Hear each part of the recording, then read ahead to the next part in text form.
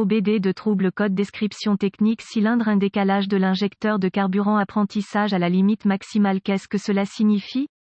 Il s'agit d'un code de diagnostic générique (DTC) du groupe motopropulseur et s'applique généralement à tous les véhicules OBD2 à essence. Cela peut inclure, mais sans s'y limiter, les véhicules de Ford, Mazda, GMC, Chevrolet, BMW, etc. Bien que génériques, les étapes de réparation exactes peuvent varier selon l'année, la marque, le modèle et la configuration du groupe motopropulseur. Chaque fois que vous voyez apprendre dans la description d'un code, comme celui-ci, cela fait référence au processus d'apprentissage et ou d'adaptation d'un système ECM, Engine Control Module, à des facteurs variant constamment. Pour raconter, le corps humain apprend à boiter après s'être fait mal aux pieds, à s'adapter à la situation actuelle. Ceci est très similaire au processus d'apprentissage lorsque l'ECM, Engine Control Module, et le moteur sont concernés. Cependant, dans le cas de ce code, il fait référence aux paramètres d'apprentissage de décalage de l'injecteur de carburant du cylindre croisillon 1. À mesure que les pièces du moteur s'usent, les conditions météorologiques changent, les besoins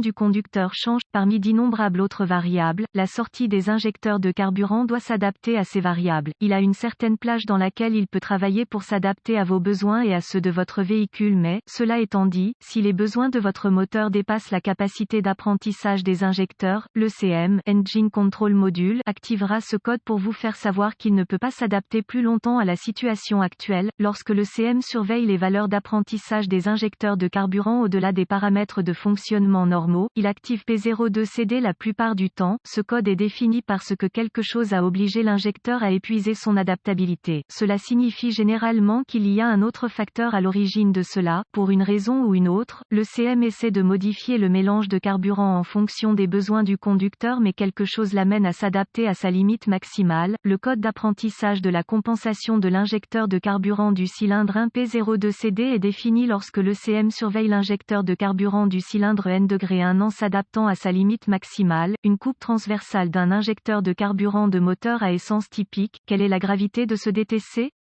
Tout ce qui amène un injecteur à s'adapter au-delà de ses limites de fonctionnement est certainement source de préoccupation. La gravité est réglée sur modéré à élevé. N'oubliez pas que les mélanges de carburant s'adaptent à de nombreuses variables, mais l'une d'entre elles est des pièces internes usées du moteur, de sorte que le diagnostic effectué pour ce défaut doit être effectué par un professionnel. Quels sont certains des symptômes du code? Les symptômes d'un code d'anomalie P02CD peuvent inclure économie de carburant réduite, raté du moteur, dégradation des performances globales du moteur, odeur de carburant CEL, check engine light, allumé moteur produisant des anomalies, fumée d'échappement excessive en charge, réduction de la réponse des gaz. Quelles sont certaines des causes courantes du code?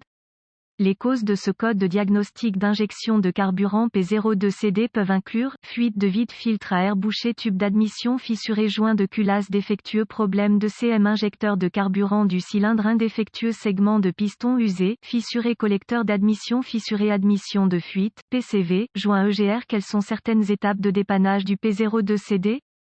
La première étape du processus de dépannage pour tout dysfonctionnement consiste à rechercher dans les bulletins de service technique les problèmes connus avec le véhicule spécifique. Les étapes de diagnostic avancé deviennent très spécifiques au véhicule et peuvent nécessiter l'équipement et les connaissances avancées appropriées pour fonctionner avec précision. Nous incluons les étapes de base ci-dessous, mais nous référons à un guide de réparation spécifique à l'année, la marque, le modèle, le groupe motopropulseur pour les étapes spécifiques à votre véhicule. Étape de base N°1 avec le moteur en marche. J'écoute tout signe évident de fuite de vide. Parfois, cela peut produire un sifflement de charge qui, à son tour, le rend plus facile à localiser. Il peut être utile de vérifier le vide d'admission avec une jauge appropriée, enregistrer toutes les lectures et comparer avec les valeurs souhaitées dans votre manuel de service.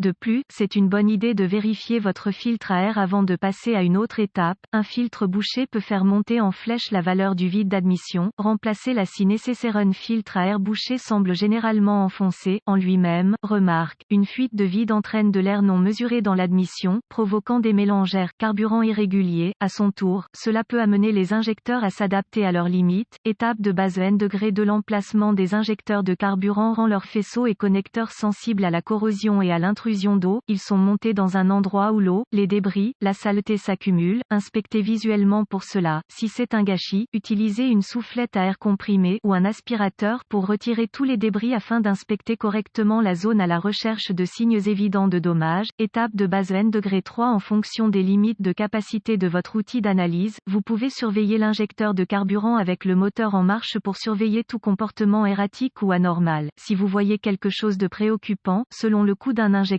vous pouvez essayer de le remplacer pour voir, mais je ne le recommande pas. Étape de base N-4 Le CM, module de commande du moteur, surveille les paramètres d'apprentissage du décalage de l'injecteur de carburant du cylindre 1, il est donc extrêmement important qu'il soit en ordre de marche. Non seulement cela, mais compte tenu de sa volatilité électrique, vous devez vous assurer qu'il est monté à l'abri de toute humidité ou débris. Parfois, le CM est monté dans une zone obscure qui a tendance à accumuler de l'eau ou peut être quelque part à proximité de votre café du matin renversé, alors assurez-vous qu'il n'y a aucun signe d'intrusion d'humidité. Tout signe de cela doit être traité par un professionnel, car les ECM doivent généralement être programmés par le revendeur, sans oublier que la procédure de diagnostic d'un ECM est longue et fastidieuse, alors laissez-leur celle-ci.